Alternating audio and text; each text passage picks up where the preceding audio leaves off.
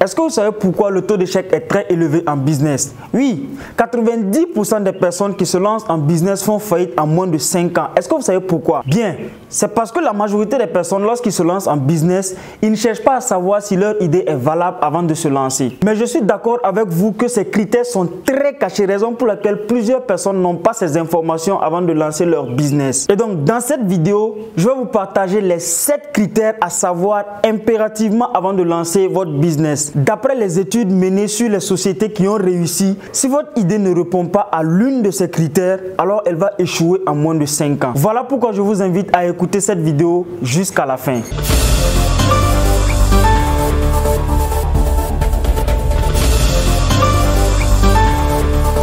Salut et bienvenue à toi, mon nom c'est Jean de Dieu Méda. Je suis planificateur de projets à la base. J'accompagne les petites et moyennes entreprises à bien organiser leur entreprise. À mon humble avis, ce n'est que par la création de richesses et de valeur ajoutée que les Africains pourront s'en sortir. C'est la raison pour laquelle j'ai créé cette chaîne Libre et Agir pour partager des idées de business et d'investissement. Si la thématique te parle, je t'invite à faire 2 choses. Abonne-toi et active la cloche de notification pour ne rater aucune vidéo parce que nous publions ici des contenus exclusifs chaque semaine en matière de planification de projets business et d'investissement. Et lâche-moi un gros pouce bleu avant qu'on continue. Alors, le premier critère essentiel à savoir si ton idée est bonne ou pas, c'est le besoin. Plusieurs personnes malheureusement vont se lancer en business sans savoir si leur idée vraiment répond à un besoin spécifique sur le marché. Je prends un exemple d'une personne qui veut lancer la production de lait non sucré. La question que tu devras te poser, ce n'est pas de savoir si la production de lait non sucré te plaît ou pas.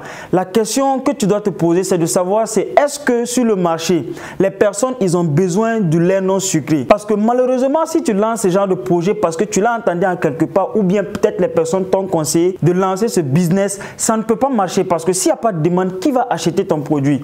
Il ne faut pas oublier qu'un businessman, un entrepreneur, c'est une personne qui est là pour apporter des solutions spécifiques à des problèmes. Et si tu viens avec une idée d'affaires qui ne répond à aucun problème, comment est-ce que tu veux que ton idée marche? Ton idée ne peut pas être une bonne idée si elle ne répond pas à un besoin. Et c'est la raison pour laquelle avant même de lancer un business, tu dois te rassurer que ton idée répond à un maximum de besoins. Et à chaque fois maintenant qu'il y a un problème, il y a un besoin, c'est là que tu vas développer ton idée. Si tu viens d'abord avec ton idée en espérant que les personnes adhèrent à ton idée, malheureusement ton idée peut ne pas marcher. Donc le premier critère sur lequel tu dois te focaliser, c'est le besoin. Avant de lancer un business, tu dois te rassurer que ton idée répond à un besoin spécifique. Le deuxième critère sur lequel tu dois te pencher pour savoir si ton idée est bonne, c'est la preuve de ton idée. Je t'explique.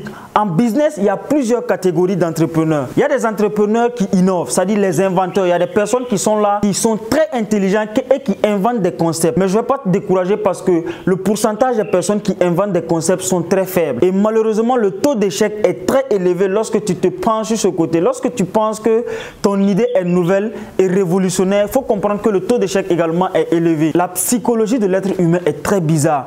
Si tu viens avec une nouvelle idée, pour que les personnes adhèrent à ton idée, c'est très difficile. C'est la raison pour laquelle le taux d'échec est très élevé.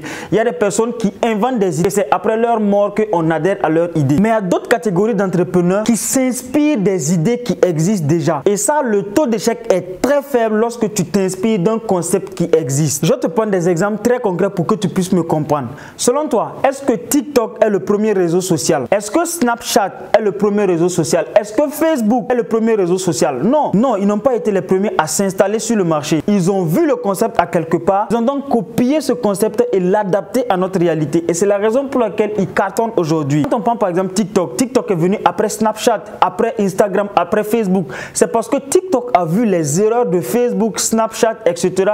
qu'ils ont mis en place leur plateforme et aujourd'hui ils cartonnent. C'est la même chose avec les Chinois et cette stratégie, elle est très puissante chez les Chinois. Les Chinois, ils ont un marché pour tout ce qui est comme fake. Ils vont aller chercher des concepts qui existent déjà et ils vont tout simplement venir créer les mêmes produits et l'adapter à un marché, notamment le marché africain. Les Chinois, ils vont aller chercher à comprendre comment on fabrique les iPhones, comment on fabrique les téléphones simples. Ils vont revenir chez eux, produire des téléphones, l'adapter aux Africains. On voit aussi le concept des restaurants rapides qui existent aujourd'hui en Afrique en quantité et même en Europe. Mais croyez-vous que ces restaurants ont été inventés en Afrique? Non, il y a les McDonald's qui existaient avant et même avant McDonald's, il y a les restaurants rapides qui existaient. Ils ont juste vu le concept à quelque part, ils l'ont copié et l'adapté en fonction de notre réalité. réalité. Et c'est ce que vous devez faire également. Une fois que vous voulez lancer votre idée, rassurez-vous que quelqu'un a déjà mis en place le projet. Parce que si quelqu'un a déjà mis en place le projet, ça veut dire que le projet fonctionne. Et vous, ce que vous allez faire, vous allez tout simplement copier ce concept-là et l'adapter en fonction de notre réalité. Et c'est comme ça que votre idée sera viable. Le troisième critère sur lequel tu dois mettre l'emphase lorsque tu veux savoir si ton idée est bonne, c'est de chercher à savoir si ton idée est implantable tout de suite. Ah oui, tout de suite je dis. Parce qu'il y a plusieurs personnes qui pensent qu'il faut nécessairement un gros capital pour lancer un business. Je ne dis pas que avoir un gros capital n'est pas un avantage, c'est un grand avantage. Mais lorsque tu penses que tu as besoin des millions déjà pour lancer ton business, tu as déjà tout faux. Je te dis quoi? 47% des personnes qui se lancent en business avec un gros capital font faillite. Et donc, ce n'est même pas conseillé de lancer un business avec un gros capital. Parce que lorsque tu lances un business avec un gros capital, il y a tellement de charges que si tu ne fais pas nécessairement assez de ventes, bien ton entreprise, tu vas la fermer tout simplement en espèces. Et donc, c'est conseillé de lancer un business à partir d'un petit capital. C'est la raison pour laquelle tu dois chercher à savoir si ton idée est implantable. Si tu n'as pas besoin d'un trop gros capital pour lancer ton business, parce que lorsque tu lances ton business avec très peu de capital, ça te permet de grossir de manière organique avec tes profits. C'est-à-dire tu mets en place ton business avec ton petit capital, tu fais un profit et tu évolues de façon graduelle. Là me rappelle un de mes amis avec qui on discutait de projet et lorsqu'il est venu m'étaler son projet, il m'a dit que lui il a besoin de 20 millions de francs CFA pour mettre en place son projet. Je lui ai dit mon gars, 20 millions de francs pour lancer ton projet, alors ça tu vas jamais le lancer. Parce que malheureusement même les investisseurs ne vont pas investir sur une idée qui n'est pas encore sur le marché. Ce que tu dois plutôt faire, c'est de mettre ton idée sur le marché, générer des profits et c'est comme ça que les personnes vont venir te donner 20 millions. Et si tu crois qu'en ayant seulement ton idée ou bien en ayant ton idée écrite sur un papier, quelqu'un va venir te donner 20 millions pour lancer ton projet, alors mon ami, tu vas rester pendant longtemps. Lance ton projet avec le peu de capital que tu as et grossis de manière organique. Et donc le quatrième critère sur lequel tu dois te pencher, ce n'est pas de savoir si ton idée est bonne, mais c'est plutôt de savoir si toi-même particulièrement tu apportes de la valeur à la société. Une idée n'a de sens que lorsque elle est achetée sur le marché. Et c'est la raison pour laquelle tu dois te différencier des autres en apportant de la valeur. Les personnes n'achètent pas en réalité le produit ou bien le service. Les personnes achètent la valeur que tu leur apportes. Il y a plusieurs entrepreneurs que je connais qui pensent en réalité que c'est le prix de leur produit qui pose le problème, alors que le prix n'a jamais été un problème. Au contraire, les personnes préfèrent acheter les produits qui sont plus chers. Parce que les produits qui sont moins chers, malheureusement, ces produits-là, c'est leur valeur réelle. Supposons par exemple que tu vends un produit à 10 000. En réalité, c'est la valeur. 10 000, c'est la valeur du produit. Mais le même produit, lorsque tu le prends, tu l'améliores et tu le vends à 20 000. En réalité, 20 000 francs, ce n'est pas la valeur de 20 000, mais c'est la valeur de 100 000 francs. C'est-à-dire tu vas apporter tellement de valeur au produit que le même produit, tu peux le vendre plus de 10 000 francs. Et donc, ne cherche pas à savoir si ton idée est bonne ou pas. Cherche plutôt à savoir si toi-même particulièrement, tu apportes de la valeur. Tu apportes de la valeur aux personnes qui veulent acheter ton produit. Le cinquième critère en réalité pour savoir si ton idée est bonne, c'est de savoir si le business que tu veux lancer, il y a la compétition. Oui, malheureusement, il y a plusieurs personnes qui ont peur de la compétition. Alors que la compétition, c'est bon signe. Je m'explique pourquoi. S'il y a la compétition par rapport à un business, cela suppose tout simplement que ce business-là a une très grande demande. Au contraire, la compétition va t'inspirer plutôt à aller vers de l'avant. Le sixième critère pour savoir si ton idée est bonne ou pas, c'est de chercher à savoir si ton idée te permet de générer des profits. Et oui, malheureusement, c'est l'une des raisons principales qui montrent en réalité que les entreprises font faillite. 90% des entreprises font faillite parce qu'ils n'arrivent pas à générer des profits.